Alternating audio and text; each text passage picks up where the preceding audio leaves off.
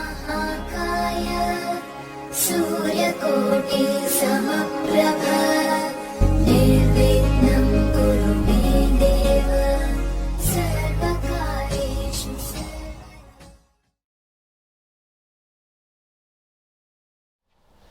मेरे बहुत ही प्रिय और बेहद सम्मानित साथियों, हृदय की असीम गहराइयों से अभिनंदन, बहुत बहुत हार्दिक स्वागत।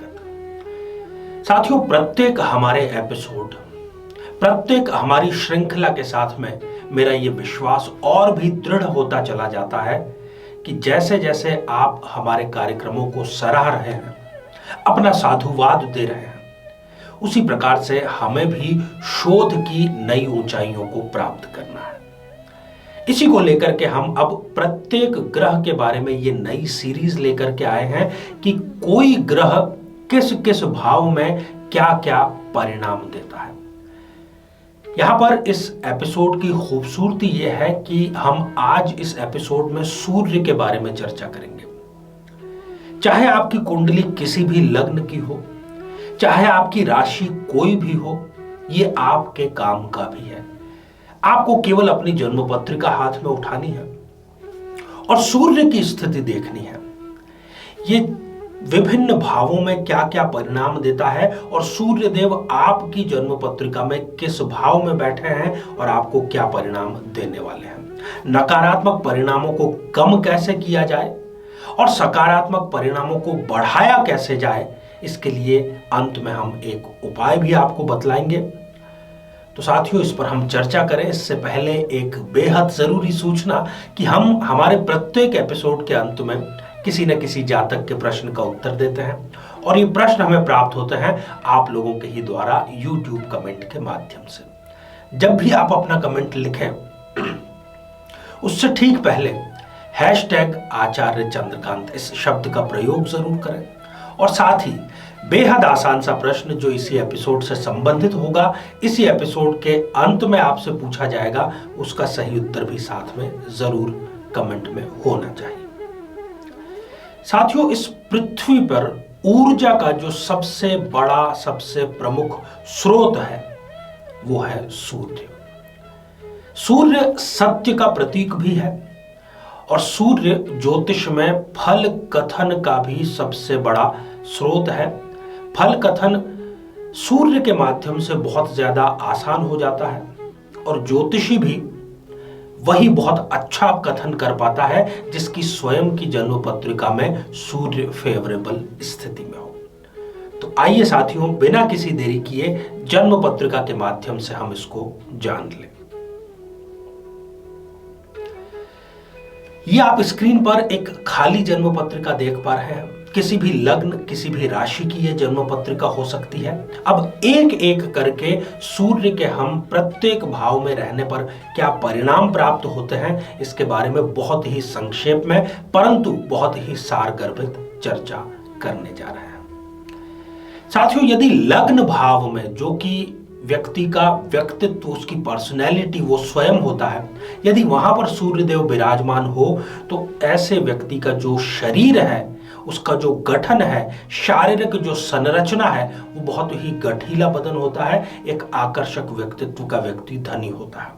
परंतु साथ ही इस स्थान पर बैठा हुआ सूर्य व्यक्ति को आलसी बना देता है। कामों में तो वो बहुत स्मार्ट होता है परंतु वो काम करता ही नहीं है। या तो वो काम करेगा ही नहीं, काम करेगा तो वो बहुत अच्छे से उस कार्य को अंजाम जरूर देगा परंतु आलस्य के कारण कई अवसर ऐसा व्यक्ति निश्चित रूप से खोता है। अनावश्यक इसको क्रोध आएगा, बार बार ये अपने क्रोध पर कंट्रोल करने का प्रयास करेगा परंतु वो उसमें असफल ही रहेगा।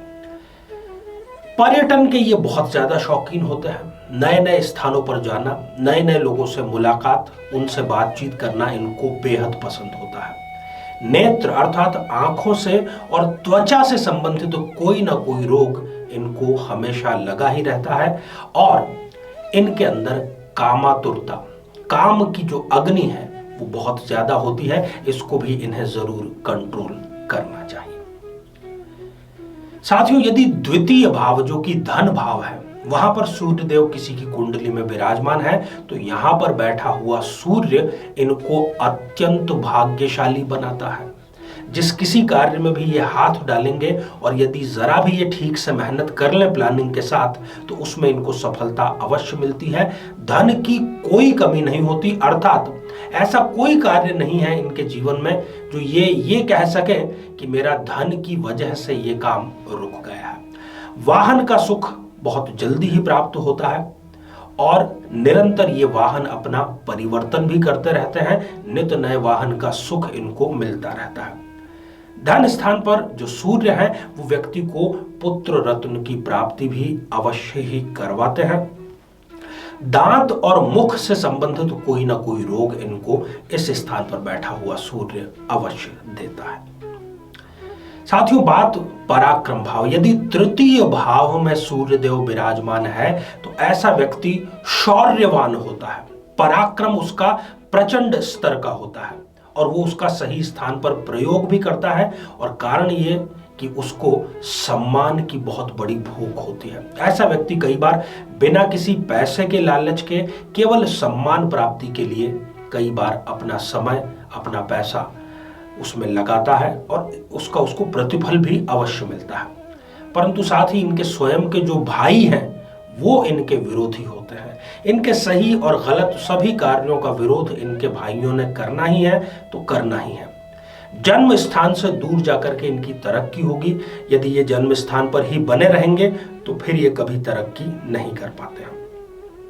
आय से अधिक खर्च इनकी एक कमजोरी हम कह सकते हैं।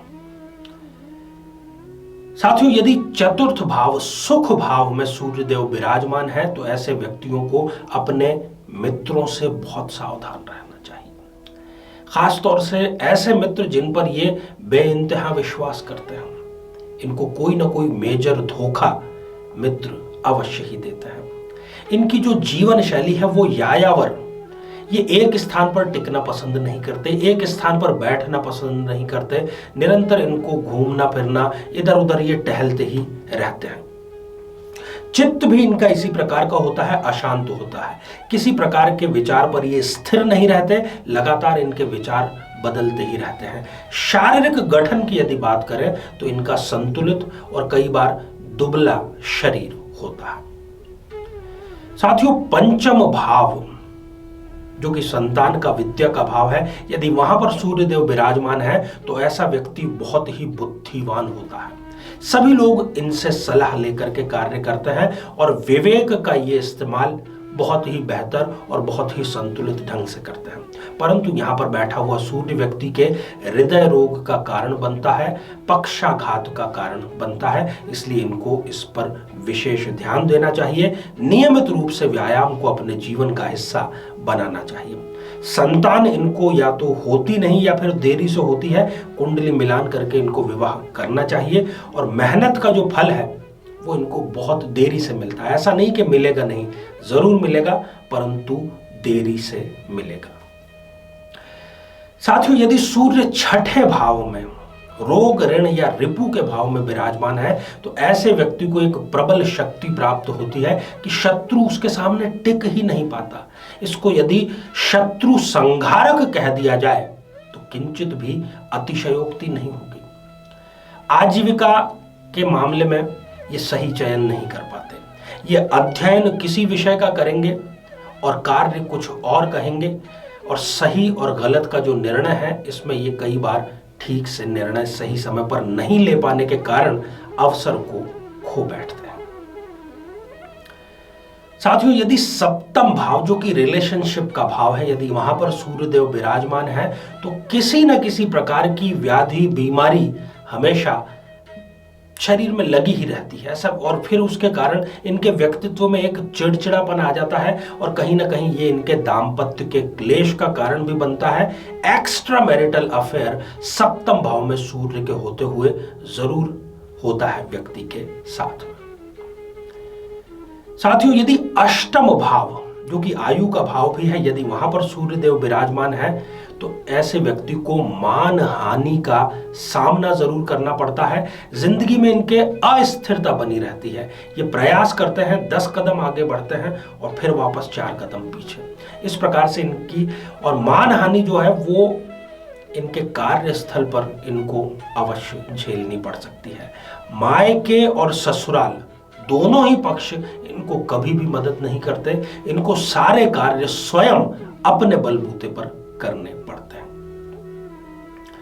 साथियों, यदि भाग्य स्थान नवम भाव पर सूर्यदेव विराजमान है तो ऐसे व्यक्ति को हर कार्य में कुशलता प्राप्त होती है। ऐसा जिसको कि हम कहें कि वो मल्टी टैलेंटेड होता है। जो भी कार्य हाथ में लेता है आपको लगेगा कि ये व्यक्ति तो यही कार्य करने के लिए बना हुआ है, परंतु कई बार ये अपनी इस कुशलता, इस स्किल का गलत प्रयोग करते हैं, जिसके लिए इनको बाद में पछताना पड़ता है। यहां पर ये नास्तिक होते हुए देखे गए हैं। ईश्वर पर इनका कोई भरोसा, कोई विश्वास नहीं होता और मैरिटल लाइफ भी इनकी डैमेज होते हुए जरूर स्पष्ट रूप से देखी जा सकती है। यदि कर्म भाव दशम भाव में सूर्यदेव विराजमान है तो यह बहुत बड़ा राजयोग है व्यक्ति के लिए। ऐसा व्यक्ति उच्च पद को प्राप्त करता है।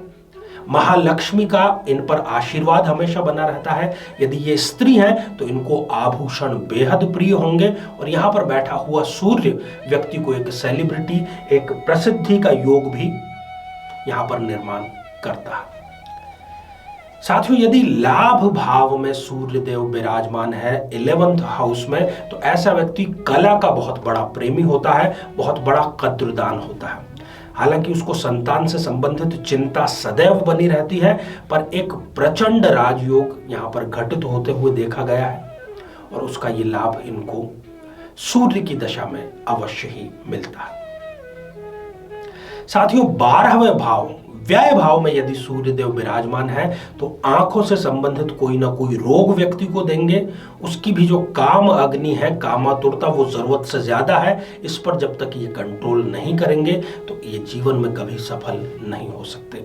यात्राओं से इनको सदैव कष्ट ही कोई ना कोई मिलता है, इसलिए संभल कर यात्रा करें। तो साथियों, हमने आज 12 भावों में सूर्य के परिणामों के बारे में चर्चा की। अब यदि नकारात्मक है तो उसको कम प्रभाव कैसे किया जाए, सकारात्मक प्रभाव है तो उसको बढ़ाया कैसे जाए, इसका सबसे सरलतम उपाय है आदित्य हृदय स्तोत्र। सूर्य को जल आप नियमित रूप से चढ़ाएं और उसके बाद में आदित्य हृदय स्तोत्र का पाठ अवश्य करें। नहीं तो वो जो सूर्य को जल चढ़ाया है वो किसी काम का आपके नहीं रहेगा। श्रृंखला हमारी ये आगे भी जारी है।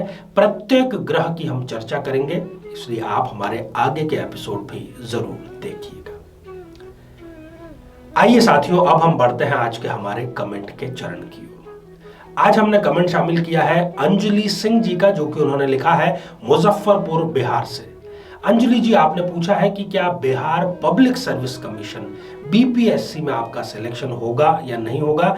सूर्य की दशा आपको जारी है, पंचमेश है, स्वग्रही है, आपको जरूर राजयोग घटित होगा और इसी अटेम्प्ट में आपका सिलेक्शन भी जरूर होगा। ढेर सारी आपको शुभकामनाएं। आइए साथियों, अब आज का बेहद ही आसान सा प्रश्न। आज हमने किस ग्रह के बारे में चर्चा की है। आप सभी स्वस्थ, समृद्ध और शांतिपूर्वक जीवन व्यतीत करें। नमस्कार। जीवन में किसी समस्या का सामना कर रहे हैं, जैसे कि शादी में देरी होना, पति पत्नी में मनमुटाव या तलाक तक की नौबत आ जाना, संतान का प्राप्त न हो पाना, नौकरी या धन प्राप्ति में बाधा आना, जीवन के प्रत्येक क्षेत्र में किसी न किसी प्रकार की बाधा आना, तो आज ही अपनी जन्म पत्रिका का संपूर्ण विश्लेषण करवाएं और पाएं समस्या से सदैव के लिए मुक्ति।